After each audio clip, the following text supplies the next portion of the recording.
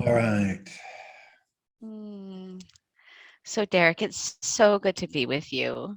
You too. I just enjoy hanging out with you so much. And we have been talking about meeting again to talk about where our therapist parts get stuck in the model. Yeah.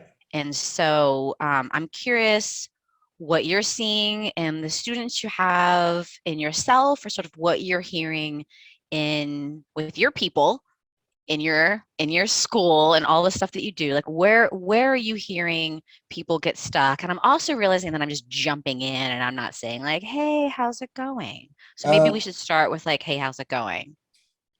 it's going great. Let's jump in. Let's go.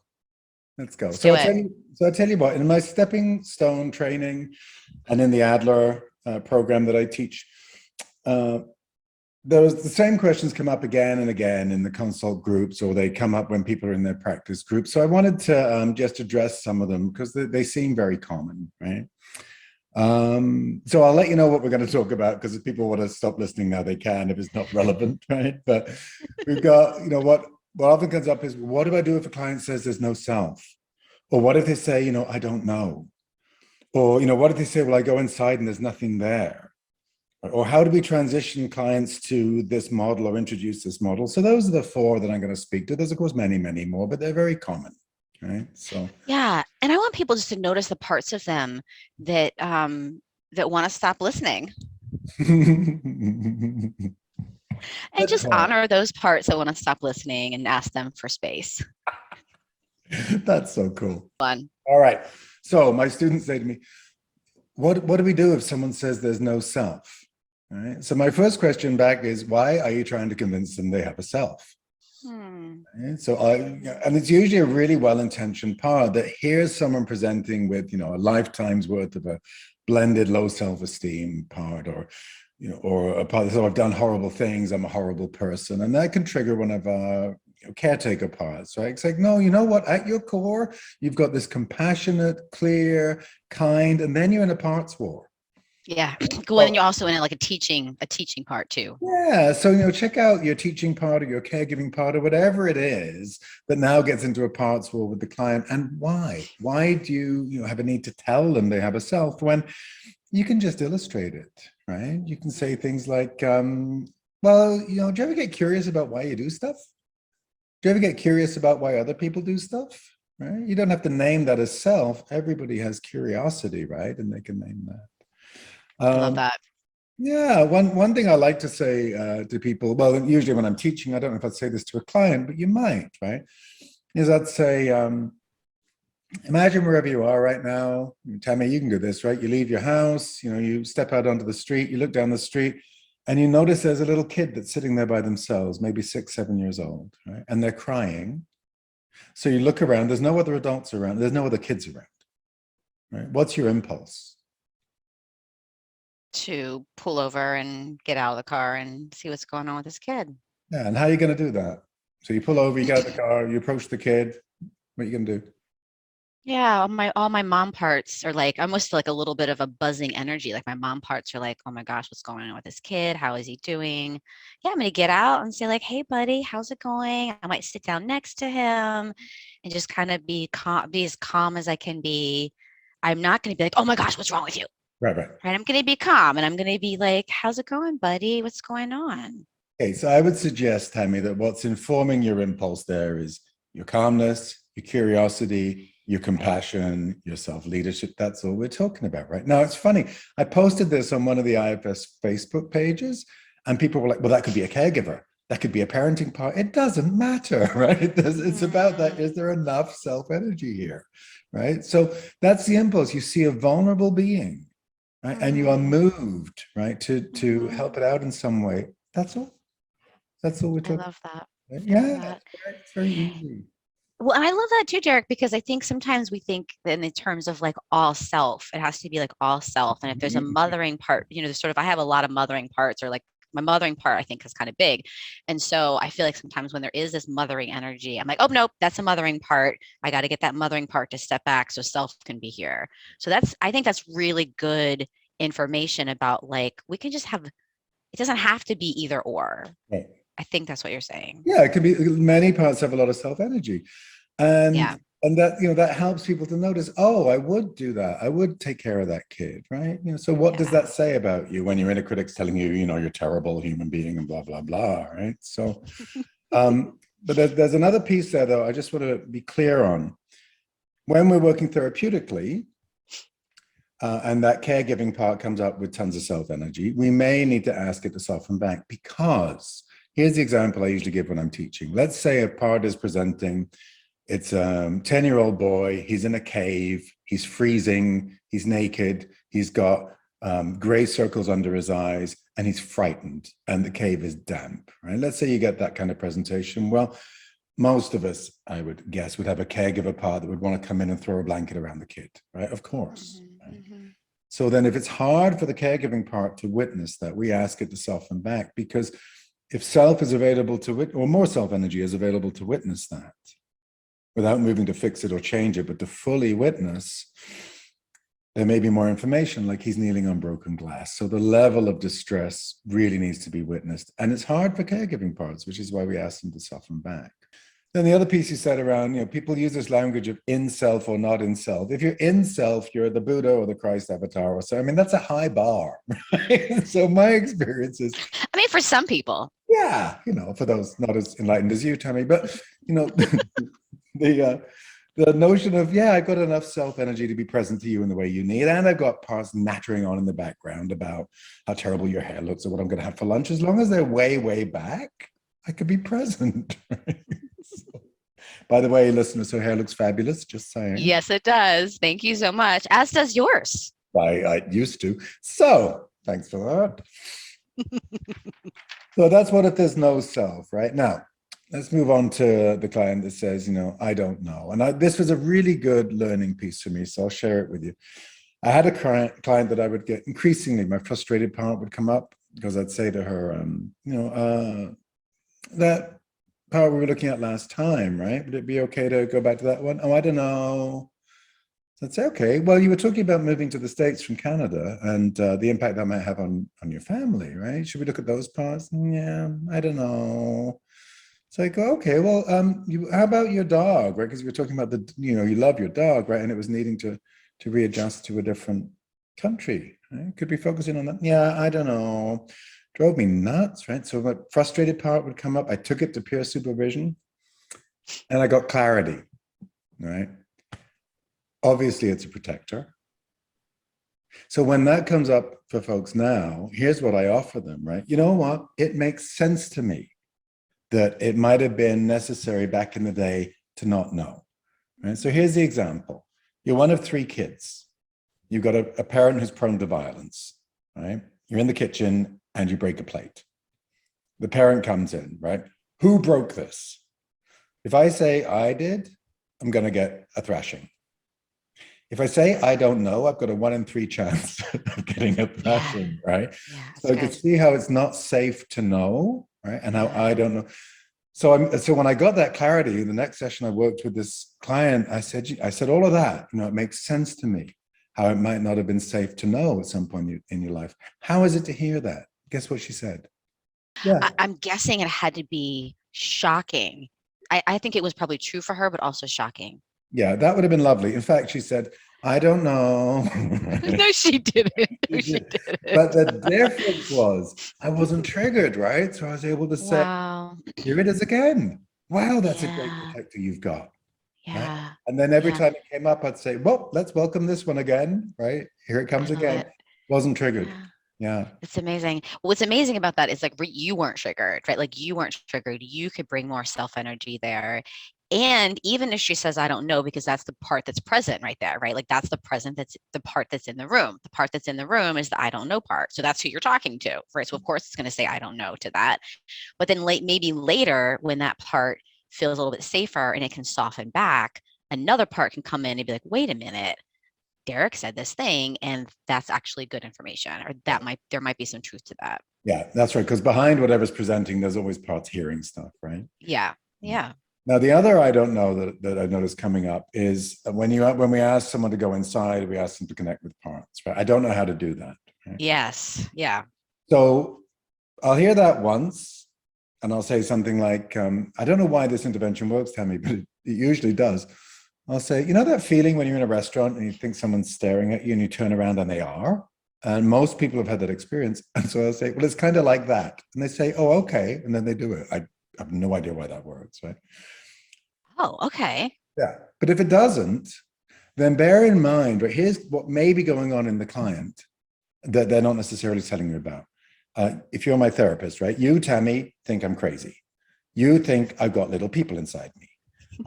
Years ago, I watched a movie called Sybil, and that was a crazy person, right? And so I don't want to be a crazy person. So you can suggest all of that back. Is there something going on like that? Because then you can track crazy. What's the worry about being crazy? You can also name, every IFS therapist and practitioner has transitioned from believing this is me to, oh, I've got all these parts. So how did you make that transition? Right? If you Yeah, share that's that with good. your client, yeah, it normalizes and helps them with that, right? And then I'll just share this with you. So when I was learning the model, I was in my sauna, which is where I, work with my parts, so I get into a nice altered state. And there was this part worried that I was going crazy. What it actually said was, you're never going to get a date now. Not only do you have all these other things, but now you talk to little people inside you. They'll think you're crazy. I said, okay, what's the worry about being crazy? Where it took me was my mother was a psychiatric nurse. And it was, believe it or not, take your kid to work day. so So I'm in this psych unit of a hospital. I'm 10-year-old part.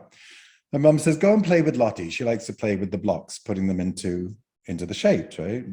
Uh-huh. It's good. So here's Lottie, this enormous woman in a muumuu, drooling, putting, triangles into circles, right? But she couldn't do it. So I'm like, oh, hi, Lottie. I was a good kid, right? We could play in this way. Anyway, Lottie got frustrated because she couldn't get the triangle into the circle and she started beating it with her fist. And then Lottie got dragged away by two orderlies, screaming and spitting and drooling all over her muumuu. And my 10-year-old part was just staring at it going, yeah, I guess that's a crazy person. I never want to be like that, and was fearful of becoming Of crazy. course. What if that Yeah. happened to me, right? So again, really worth tracking what may be going on in the client and offering them, possibilities. Sometimes people are concerned about this, sometimes people are concerned about that. It'll either land or it won't. If it doesn't, throw it out. But if it lands, you've opened up that avenue of communication, right? So I love that. thanks. Yeah.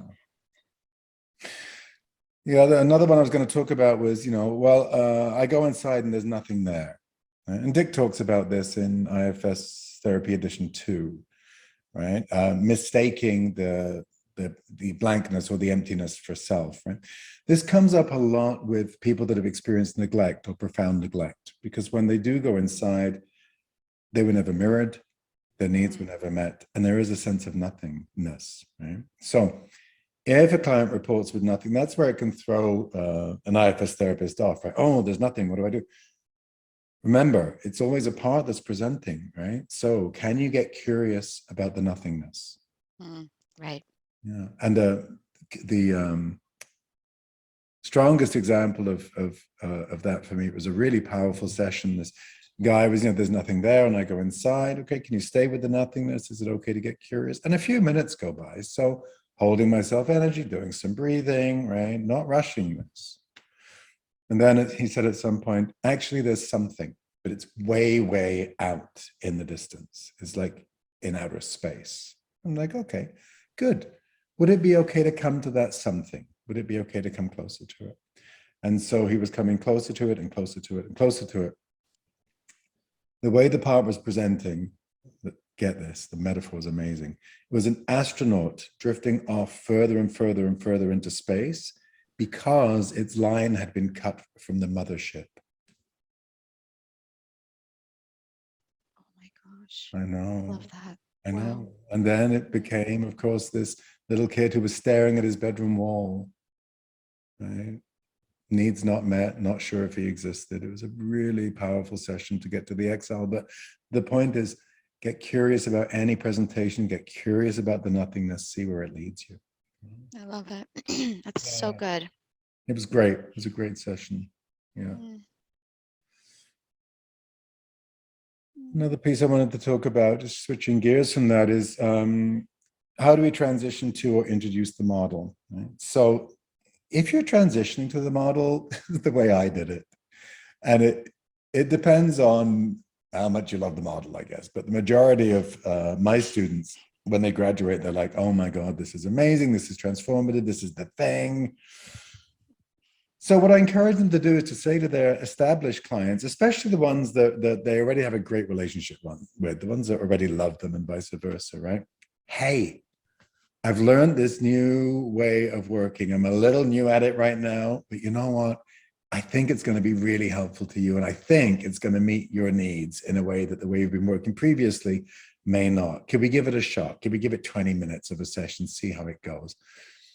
When your clients hear your genuineness, your enthusiasm, your desire to be able to help them and serve them in this way, they'll hear the amount of self-energy you have in that, and chances are they're going to be okay with it, right? Don't start with the ones that are heavily managerial, don't trust you, you know, bun too tight.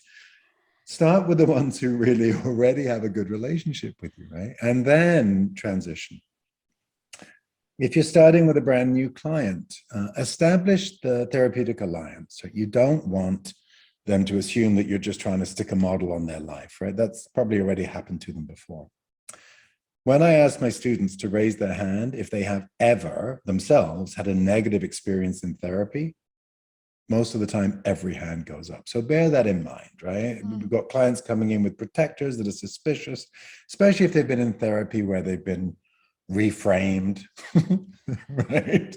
Or they've been given advice and then scolded when they don't follow the advice, like all the stuff that happens.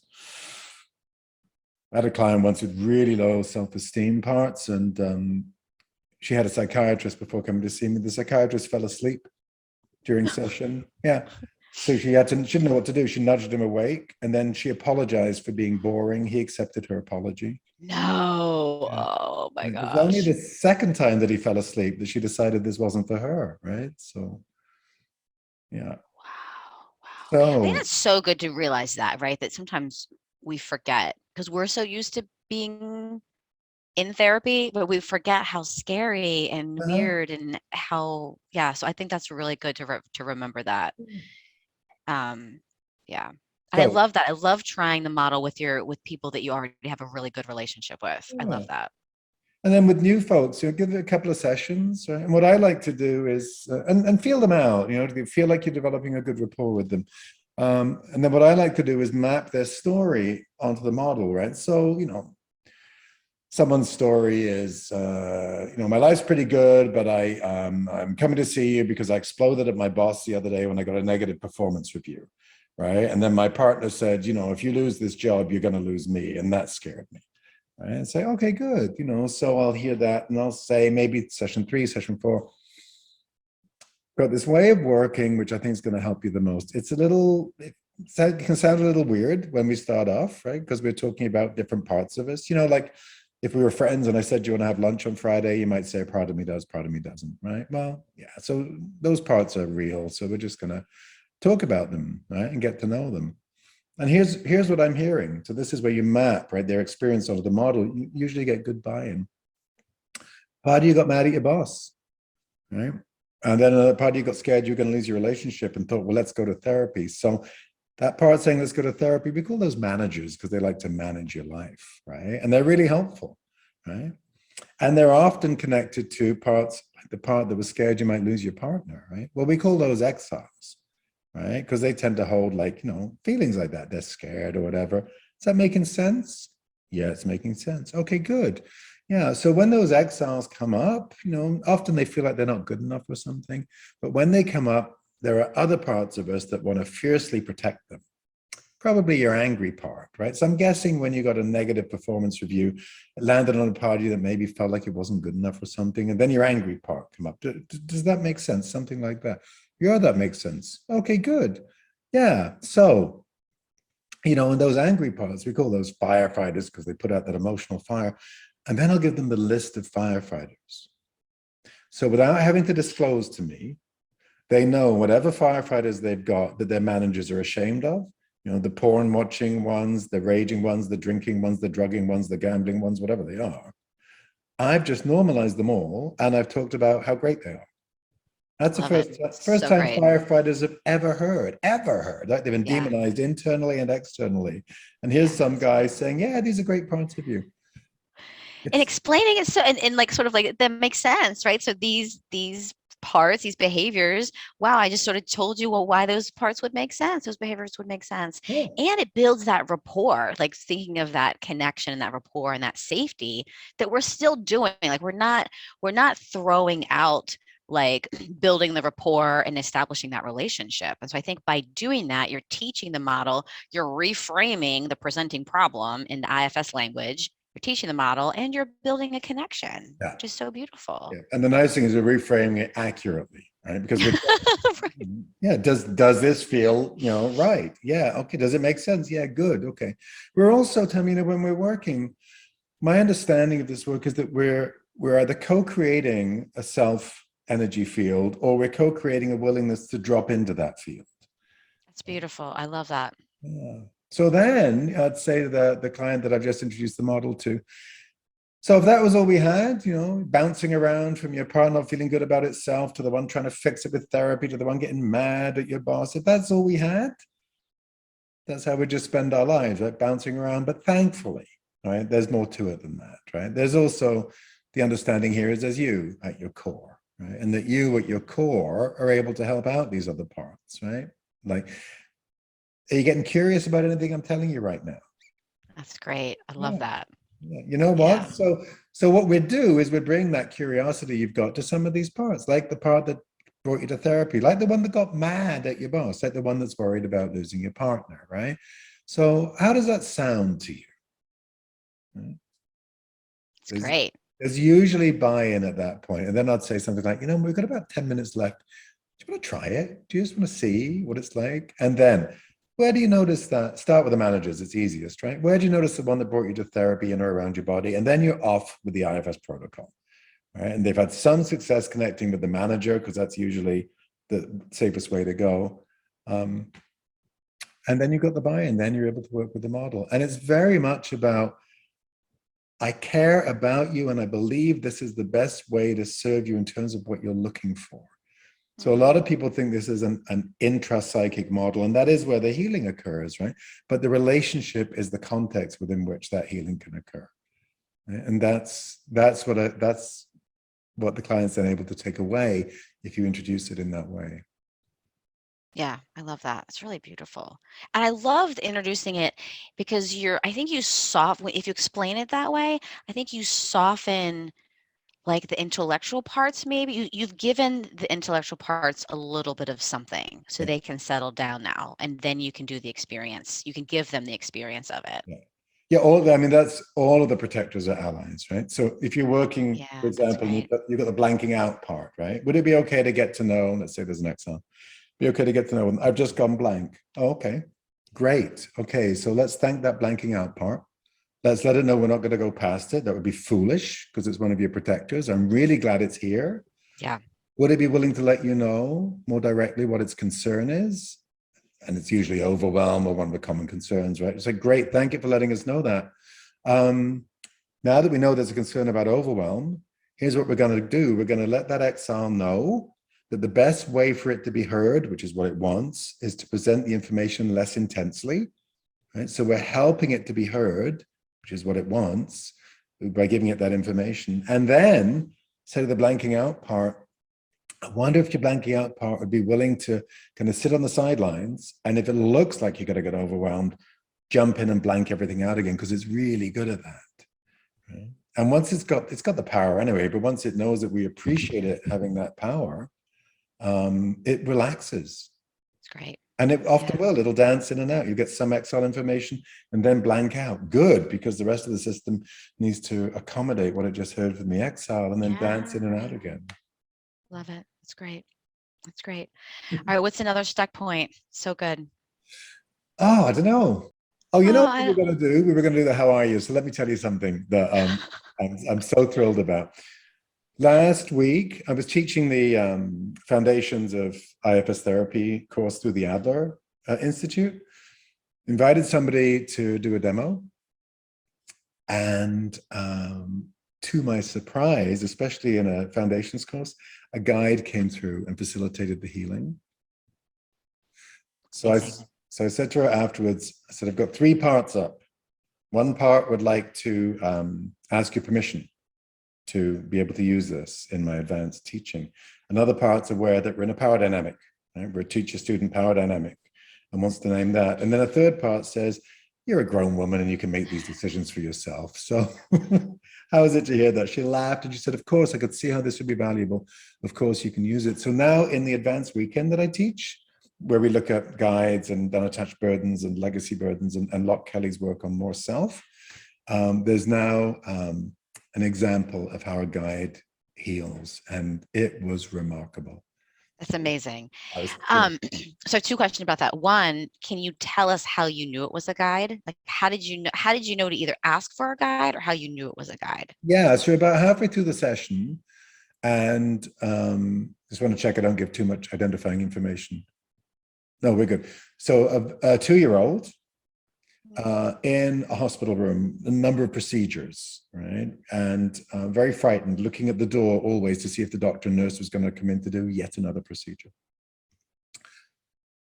And suddenly there's a comforting arm or hand on the arm of the infant.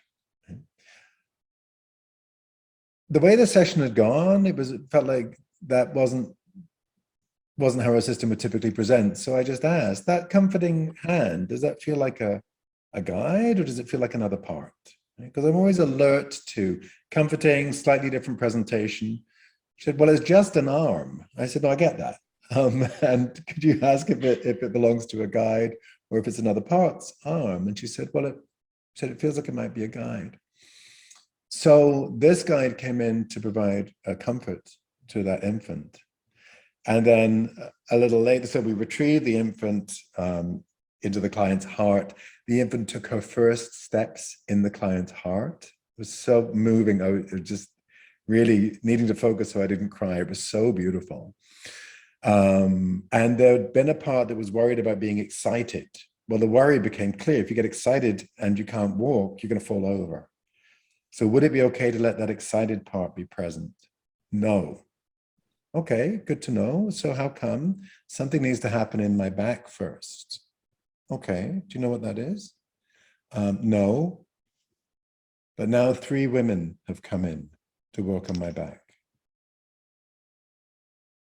So, of course, I sat back, which is what you do when guides come in, right? And just give the session over to them. And I don't know what the healing is or was in her back. I don't need to. I just don't need to. I'm just trusting that these presences that have come in are doing the healing work on this woman's back. And so I just sat, of course, in awe. But it was also in the context of, it was a demo in a teaching environment. So I said, I've got 2 parts up, one that wants this to run its complete course and the other part that's aware of this. Well, this woman laughed and she said, of course you can go back to the students. I'm just sitting here with these women as they're healing my back. I'm like, good, stay with that. Then we'll come to the students. You know, it was fascinating. So of course, these are brand new to IFS, some of them, students. So questions about the demo, because I knew it was an unusual demo. It seems to me that some people's systems did not allow them to see what had just happened. Really? I think their protectors were just like, I have no way of understanding that. So I'm going to focus in on some, because they were asking questions like, so right at the beginning, when you said that we should go here instead of there. And I thought, that's what your parts are asking questions about. And what just happened was a healing from an entity that came into the system. And you've got no framework for it. It was so interesting how protectors really protect us, right? Like, that's just too challenging. Yeah. Or what's coming up for me is that I want to learn the model so much, because I remember being like this, where I'm like, okay, you said this exact phrase. Why did you say this phrase and not this phrase? You know what I mean? And so I think that, like, when you're first learning the model, I could also see how parts are like so focused on that stuff and then probably couldn't even track what else was happening, right? I'm just focusing on, like, you said this and then this, and yeah. No, I think you're probably right. And I was just struck by, because I was just whoa, what just happened? You know, like whenever guides come into work, there never seems to be any rhyme or reason to it, you know, just, but when they appear, I'm just so grateful and so in awe. It's like there's something so much bigger here, so much bigger than, you know, than a psychology model. I'm so grateful to Dick for bringing us these teachings, right? And for inviting us to just be in a space where we can co-create that environment where these phenomena can occur. Yeah, what an amazing honor we have. Yeah. Yeah.